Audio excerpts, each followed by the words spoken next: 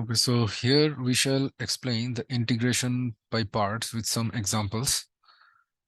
So, um, so we know that the product rule of differentiation is that d by dx of uv, where u and v are both functions of x, that is given as u dv by dx plus v du by dx.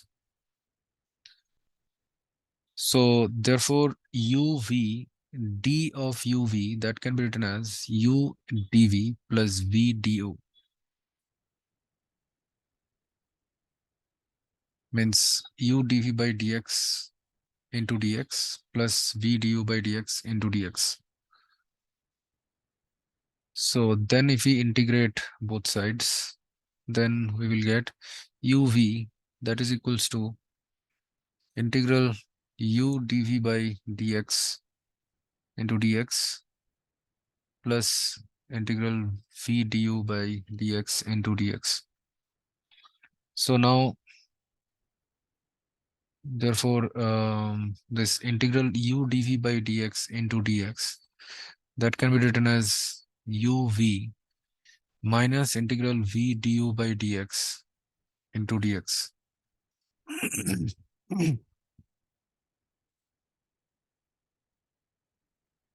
So therefore, if we take the function u as f of x and v as g of x, and v as g of x, then u will be equal to f of x, and dv by dx, that can be written as g dash x. Therefore, v will be equal to integral g dash x dx. It means that if we take dv by dx as g of x, then this will be g of v will be equal to g of x dx. So now, therefore, the integral f of x into g of x dx, so that will be equal to u, which is f of x into integral g of x dx, then mm, minus integral f dash x. Since y du by dx will be equal to since u is f of x, so du by dx will be f dash x. So this will be f dash x into g of x, f dash x into integral g of x dx, then whole integral dx.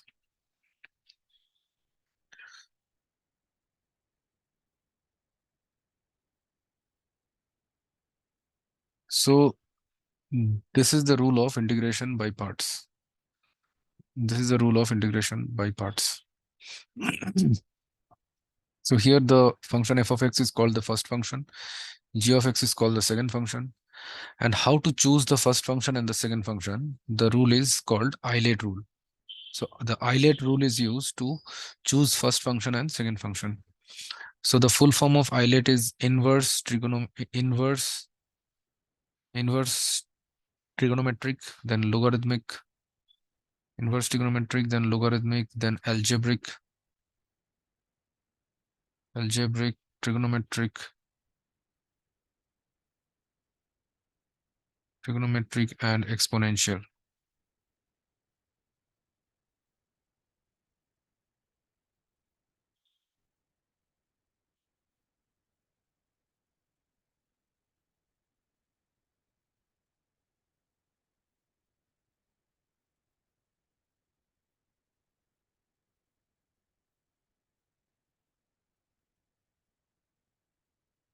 So here the function which is coming first in this, that should be chosen as the first function, and the function which is coming later in this rule, that should be chosen as the second function. So we can understand this by some solved examples. Like, suppose if it is asked to find the integral x cos x dx, integral x cos x dx, then that will be equal to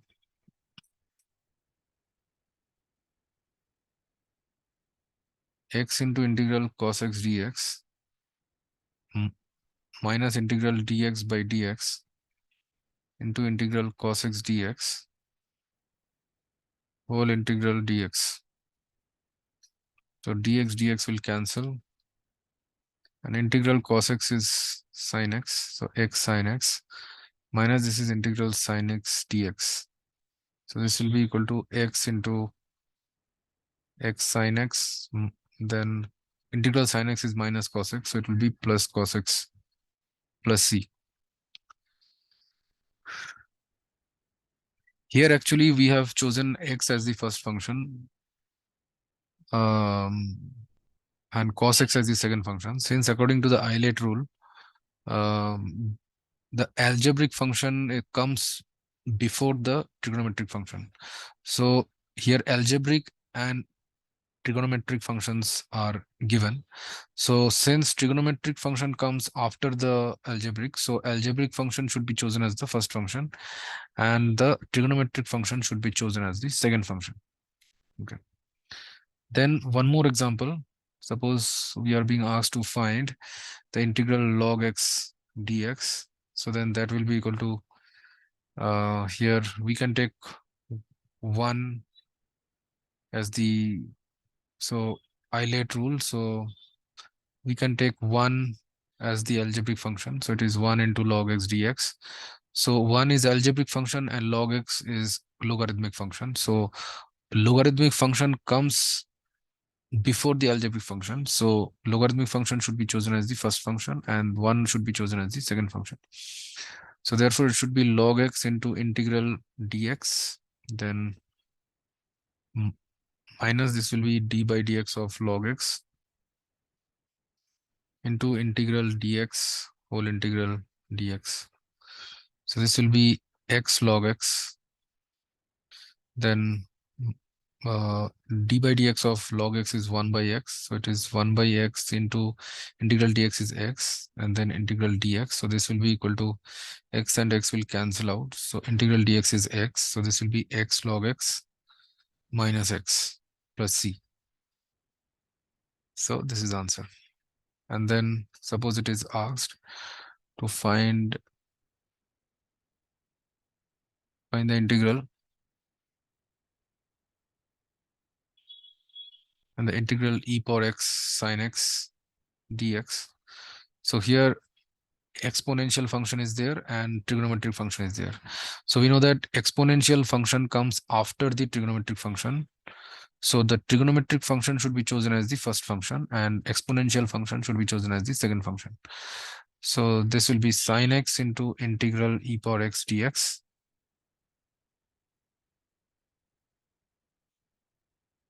Here actually, okay. Yes.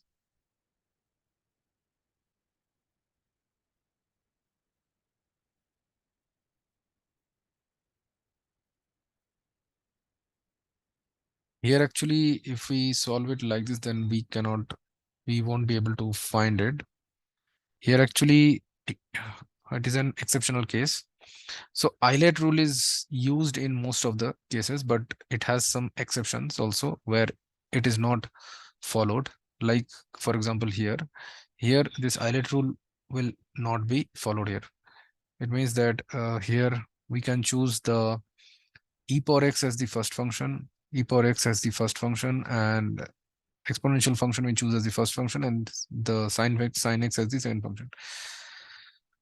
So then this will be e power x into integral sin x dx, and then minus d by dx of e power x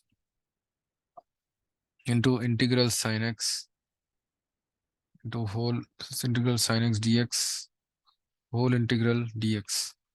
So this will be e power x, and integral sin x is minus cos x, and then integral sin x is minus cos x, so it will be integral e power x cos x dx. Then here again we choose this as the second function, this as the first function. So this will be e power x into minus cos x, and then plus this will be e power x uh,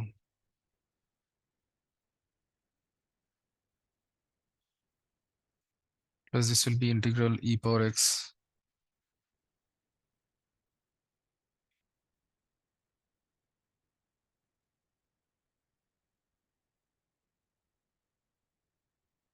e power x into integral cos x minus d by dx of e power x into integral cos x dx whole integral dx. So this will be equal to minus e power x cos x. Then integral cos x is sin x, so it is e power x sin x. Then minus d by dx of e power x is e power x, and integral cos x is sin x dx. So now see this integral, if I take this as I suppose, so this will be equal to I, and this is also equal to I. So I can write I equals to e power x into sin x minus cos x minus I. So therefore 2I is this e power x into sin x minus cos x. So I will be equal to half of that. Therefore I will be equal to e power x by 2 into cos x into sin x minus cos x. So this is the answer.